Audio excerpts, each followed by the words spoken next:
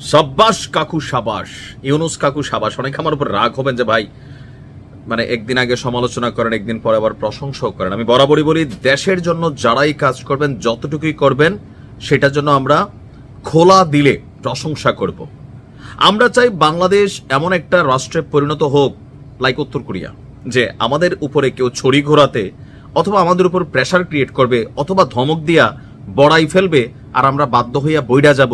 এই দেশ আমরা কিন্তু চাই না। কোন সরকারি তার বাপের টাকায় রাষ্ট্র পরিচালনা করে না। রাষ্ট্রের জন্য যত কেনাকাটা এগুলো পাবলিকের টাকায় করে। তবে এই মুহূর্তে বাংলাদেশের জন্য আগামী দিনে যে সম্ভাবনাগুলো একটা দ্বার প্রান্তে চলে আসছে, সেটা হচ্ছে মিয়ানমার এবং ভারতের যে কোনো সময় যে কোনো হস্তক্ষেপ আমাদের উপর আসতে পারে। সেই হস্তক্ষেপকে সামলানোর জন্য বাংলাদেশ কতটা প্রস্তুত? যথেষ্ট অপ্রস্তুত সামরিক দিক থেকে, ইকুইপমেন্টের দিক থেকে। বা ডক্টর মোহাম্মদ ইউনুস ক্ষমতা ছাড়ার আগে একটা কেয়ামত ঘটাই দিচ্ছেন। লাভ ইউ কাকা। অন্তত এই নিউজটা যখন আমরা পাইলাম গতকালকে, আমাদের উপদেষ্টা আসিফ মাহমুদ তিনি একটা পোস্ট করলেন। আশা করি এই কথাগুলো সত্য হবে, যদি না হয় পরে আমরা আবার তুলোধুনো করব। দেশের আকাশ প্রতিরক্ষাকে শক্তিশালী করতে এবং বিমান বাহিনীকে অত্যাধুনিক বাহিনীতে পরিণত করতে বড় পদক্ষেপে যাচ্ছে অন্তর্বর্তী সরকার। তো টার্গেট কি? ইতিমধ্যে আমরা জানি ভারত পাকিস্তান যুদ্ধে ভারতকে নাকানি চুবানি খাওয়ানো, ফ্রান্সের সেই রাফাল টাফালকে উড়াই দেওয়া, চীনের যে জে-10C নামক আপনার যুদ্ধ বিমান, সেটা বাংলাদেশ কিনতে যাচ্ছে 20টা। তা আমি তখনই বলছিলাম শুধু 20টাই তো হবে না, আরো দরকার। এবার আসেন, আরো সুসংবাদ আসছে। পরবর্তী ধাপে আমরা ইতালি থেকে 10টি ইউরোফাইটার টাইফুন যুদ্ধ বিমান, খুবই কার্যকরী যুদ্ধ বিমান ভাই। এগুলার যে গতি, এগুলার যে ধরেন অ্যাটাকিং পাওয়ার, বা শত্রুপক্ষের বিমানকে মাঝ আকাশে যেভাবে গোত্তা খাওয়াইতে পারে, টার্গেট করে যেভাবে নিজেকে সেভ করতে পারে, সো এটা আমার কাছে মনে হয় যে খুবই কার্যকর এই বিমানটা, যেটা হচ্ছে ইউরোফাইটার টাইফুন। নামটা থাকে না, টাইফুনের মধ্যে একটা ভাব আছে, কিন্তু বিমানটা আসলে ওই ভাবেরই।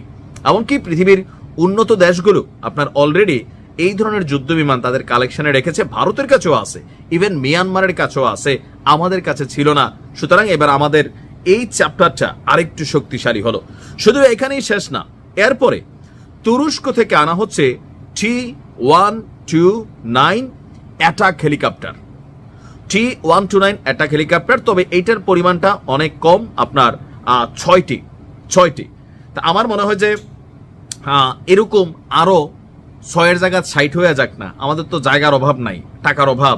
প্রবাসীদের কাছে আরেকবার হাত পাতেন, আমরা দিয়ে দিব। বিশ্বাস করেন, আমি চাই আমার সামরিক বাহিনী, সেনাবাহিনী, নৌবাহিনী, বিমান বাহিনী, আমাদের এই সেক্টরগুলো এনরিচ থাকতে হবে। আমরা কারোর সাথে যুদ্ধ চাই না, তবে কেউ যদি বাংলাদেশের উপর ছড়ি ঘুরাইতে আসে, তাদের মাথায় থাকতে হবে ঠিক আছে বাংলাদেশ 10টা খাবে, কিন্তু বাংলাদেশ একটা হলেও রিটার্ন করতে পারবে। এই জিনিসটা মাথায় থাকা জরুরি, যেটা উত্তর কোরিয়ার বেলা হয়।